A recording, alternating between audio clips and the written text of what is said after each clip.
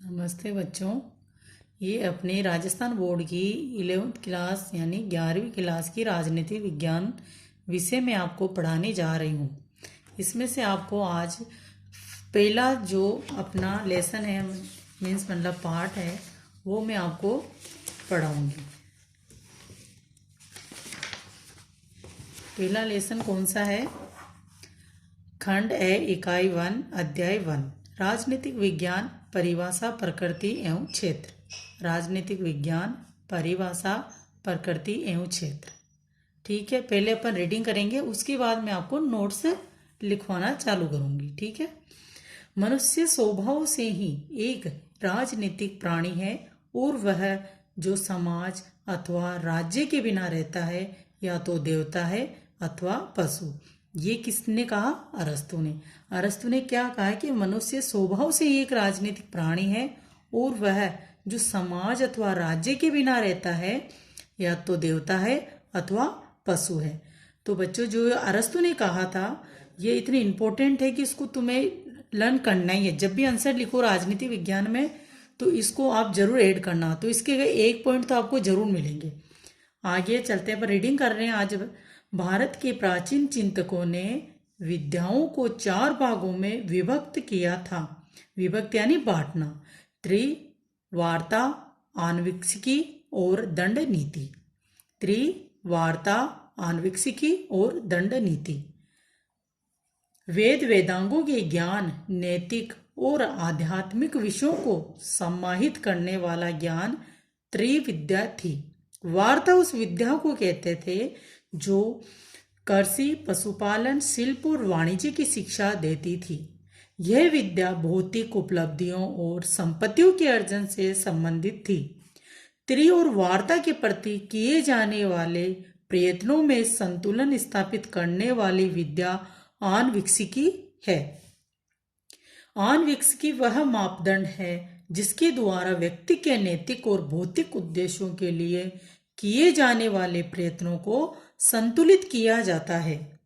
आन्वीक्षिकी के द्वारा निर्धारित मापदंडों के भलीभांति क्रियान्वयन के लिए दंड नीति उत्तरदायी है। मनुष्य के जीवन में लौकिक और पारलौकिक उद्देश्यों को आन्वीक्षिकी के निर्धारित मापदंडों के अनुसार परिवर्तन की संस्थागत व्यवस्था को दंड नीति कहा गया है। ये यहाँ तक जो टॉपिक हुआ है इसको मैं आपको मैप के आधार के रूप में समझाती हूँ। जैसे अरस्तु का कहा तो अरस्तु की जो मेन जो डेफिनेशन है, परिभाषा है, ये बच्चों को याद नहीं होती है। तो इसको याद करने का एक ही तरीका है, जैसे आप सर्किल बना लो। सर्किल बना के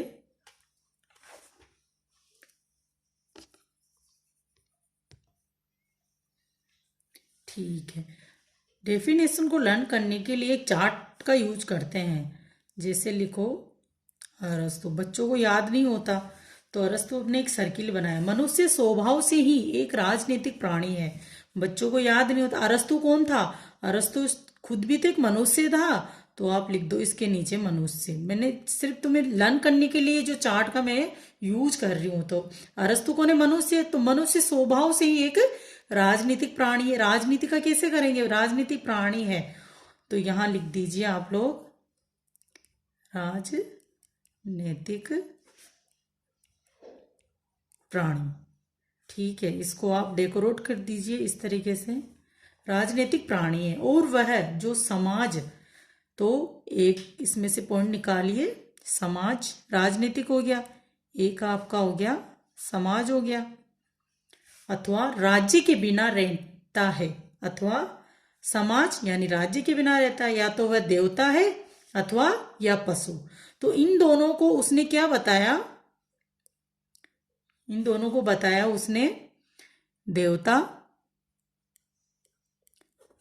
या पशु। ठीक है, इन दोनों को आप एक साथ भी कर सकते हो, लेकिन मैं चाहती हूं अलग अलग करूं, तो वो आपको याद करने में बहुत इजी रहेगा। याद हो गई। अरस्तु कौन था? मनुष्य था। मनुष्य स्वभाव से एक राजनीतिक प्राणी आ गया। प्राणी, और वह जो समाज अथवा राज्य के बिना रहता है, या तो देवता है या पशु है। ये किसने कहा? अरस्तु ने। ये डेफिनेशन या परिभाषा आपको याद हो गई। टफ नहीं है, भूलोगे नहीं कभी आप।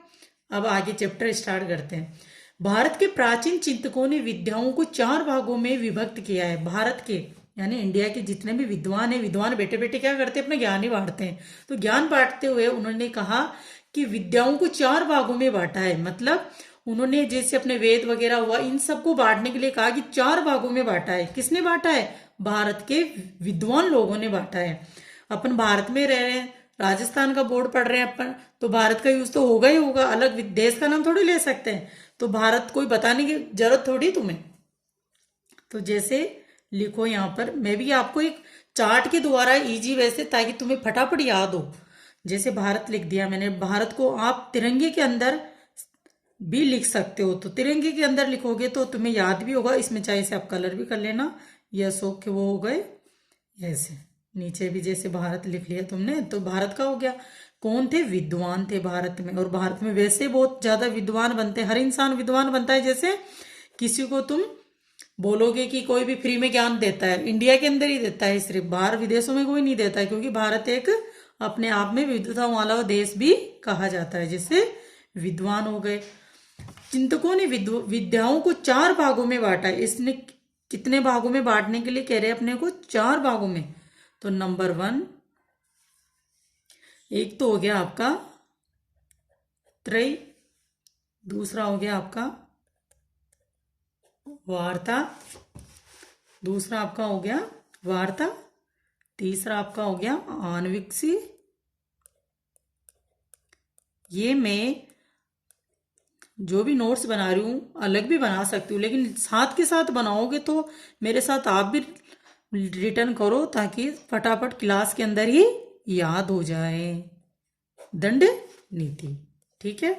अब इनको तुम्हारे हिसाब से इस तरीके से सेट करो कि तुम्हें याद रहे। जैसे त्रय है तो त्रय को भी आप डेकोरेट कर लो, क्योंकि नोट्स तो हर कोई बना लेगा, लेकिन हल्का सा डेकोरेट करोगे ना तो अपने आप इंटरेस्ट आएगा पढ़ने का, नोट्स भी याद हो जाएगा। अब याद हो गया। भारत को ने, भारत के विद्वान चिंतकों ने कितने भागों में बांटा? 4 भागों में। विद्वानों ने क्या बांटा? 4 भागों में। कितने भाग हो गए? त्रय, वार्ता, आन्विक्षी और दंड नीति। याद हो जाएगा? ठीक है। अब वेद वेदांगों के ज्ञान, नैतिक और आध्यात्म, आप अलग अलग इनका डेफिनेशन करते हुए अलग अलग समझ लीजिए। जैसे पहला त्रय हो गया, तो इन्होंने जो त्रय बोला अपने को, इसको अब स्पष्ट करते हुए मैं आपको समझाना चाहती हूँ। जैसे त्रय बोला इसलिए इन्होंने, तो वेद वेदांगों के ज्ञान, नैतिक और आध्यात्मिक विषयों को सम्माहित करने वाला ज्ञान क्या कहलाता है?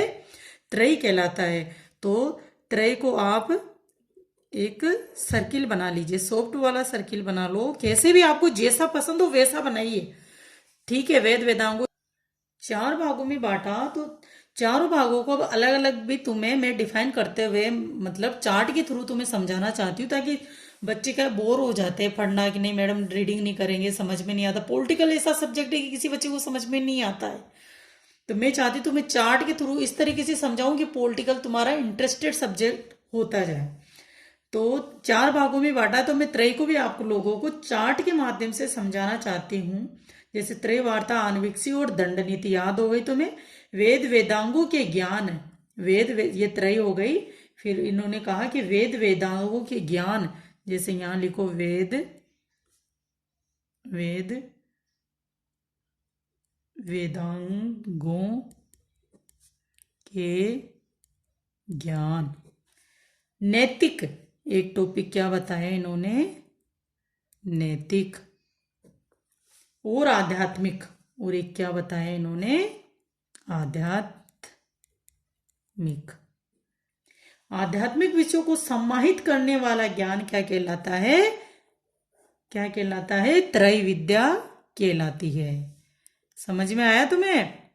याद हो जाएगा अब त्रय क्या है फटाफट। त्रय यह वेद वेदांगों के ज्ञान को सम्माहित, नैतिक और आध्यात्मिक, इनके सम्माहित रूप को क्या कहते हैं? त्रय विद्या कहते हैं। तो वार्ता उस विद्या। अब अपन आ गए दूसरे टॉपिक के ऊपर। दूसरा टॉपिक क्या कह रहा है? वार्ता को समझा रही हूं मैं तुम्हें, चार्ट के माध्यम से समझाना चाहती हूँ। जैसे वार्ता आ गई, तो वार्ता को भी ये लो, ये वार्ता आ गई। सॉफ्ट सर्किल बना लीजिए, यहां लिख दीजिए वार्ता। इसको मैं तुम्हें चार्ट के माध्यम से इसको भी समझाना चाहती हूँ। वार्ता उस विद्या को कहते थे जो कृषि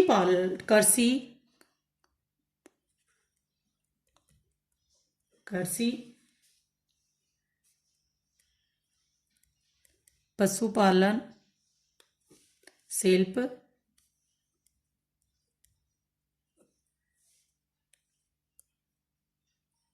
और वाणिज्य की शिक्षा देती थी। तो यह विद्या भौतिक उपलब्धियों और संपत्तियों के अर्जन से संबंधित थी। इसको आप डेकोरेट कर लीजिए इस तरीके से। इसमें क्या क्या चीज थी? कृषि आ गए, पशुपालन आ गया, शिल्प आ गई और वाणिज्य की शिक्षा देती थी। कौन देती थी? वार्ता अपने को किस किस की शिक्षा देती है? कृषि की, पशुपालन, शिल्प और वाणिज्य। ठीक है, फिर यह विद्या भौतिक उपलब्धियों और संपत्तियों के अर्जन से, और संपत्तियों के, इन सब को मिलाने के बाद हमें क्या प्राप्त होता है? भौतिक और संपत्ति, भौतिक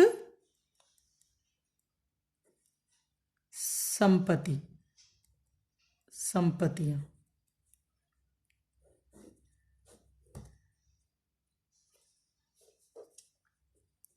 ये तुम्हारा चार्ट तैयार हो गया। वार्ता से कृषि, पशुपालन, शिल्प और वाणिज्य का ज्ञान प्राप्त होता है, और यह विद्या भौतिक उपलब्धियां और संपत्तियों के अर्जन से संबंधित थी। और ये जितना भी ज्ञान, ये विद्या है, यह भौतिक व संपत्तियों के अर्जन से संबंधित थी। त्रयी और वार्ता के प्रति किए जाने वाले प्रयत्नों में संतुलित स्थापित करने वाली विद्या आनविक्षिकी है। और दोनों को मिलाकर, त्रयी और वार्ता से हमें जो ज्ञान प्राप्त होता है, दोनों को मिलाकर क्या कहलाती है? आनविक्षिकी कहलाती है। अब आ गए हम तीसरे टॉपिक, आनविक्षिकी पे लिखना है। हाँ, आनविक्षिकी। ठीक है बच्चों, आनविक्षिकी वह मापदंड है जिसके द्वारा व्यक्ति के नैतिक और भौतिक उद्देश्यों के लिए किए जाने वाले प्रयत्नों को संतुलित किया जाता है। जैसे मैन, आनविक्षिकी में मैन किसको माना जाता है? व्यक्ति को मानो आप यहां, व्यक्ति यानी आनविक्षिकी। ठीक है, अब इसको सॉफ्ट सर्किल कर लीजिए आप लोग। आनविक्षिकी वह मापदंड है जिसके द्वारा व्यक्ति के नैतिक और भौतिक उद्देश्यों के लिए, इसमें कितने उद्देश्य रखे गए? 2 उद्देश्य रखे गए हैं, नैतिक और भौतिक। नैतिक भौतिक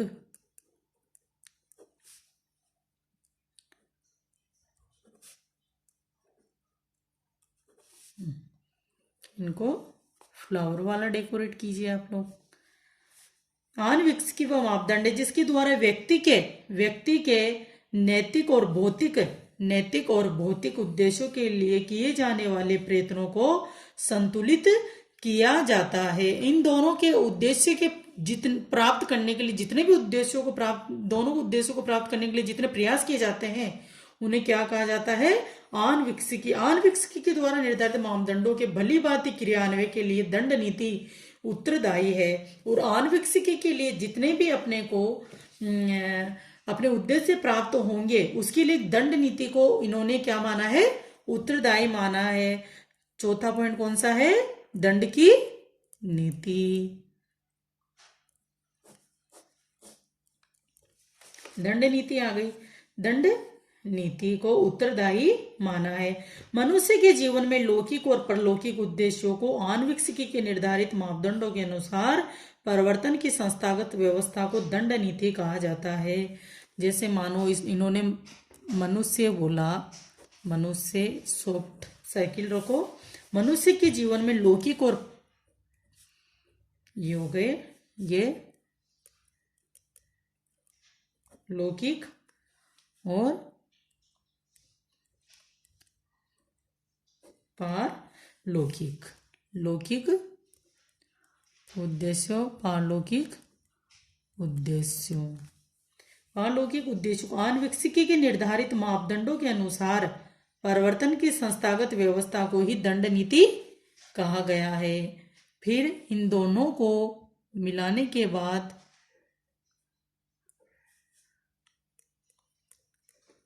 दंड नीति कहते हैं। दंड का शास्त्रीय अभिप्राय समाज की व्यवस्था से है। दंड का शास्त्रीय अभिप्राय समाज की व्यवस्था से। अब आ जाइए चैप्टर पे, रीडिंग पे आइए। मानव समाज में व्यवस्था और शांति स्थापित करने को दंड नाम दिया जाता था। दंड का शास्त्रीय अभिप्राय समाज की व्यवस्था से है। सुव्यवस्थित जन समाज को ही राज्य कहते हैं। जिस जन समुदाय में व्यवस्था या दंड स्थापित हो, शासन की सत्ता के कारण मनुष्य में शासक और शासित का भेद विद्यमान हो, वही राज्य कहलाता है। जो विद्या इस राज्य का शासन या दंड का प्रतिपादन करती है वह दंड नीति है। प्राचीन भारतीय विचारक दंड नीति को बहुत महत्व देते थे। आचार्य शुक्र का मत था कि दंड नीति ही वस्तुतः विद्या है, अन्य विद्याओं की स्थिति व सत्ता इसी पर निर्भर है।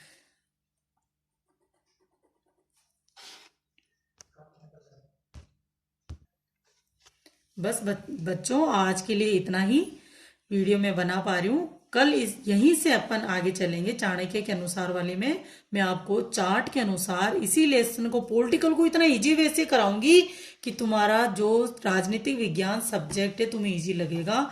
मैं चाहती हूँ रीडिंग के साथ और चार्ट के साथ तुम्हें इस तरीके से पढ़ाऊं। तो ये वीडियो तुम्हें पसंद आए तो लाइक और शेयर दोनों कीजिए प्लीज। धन्यवाद।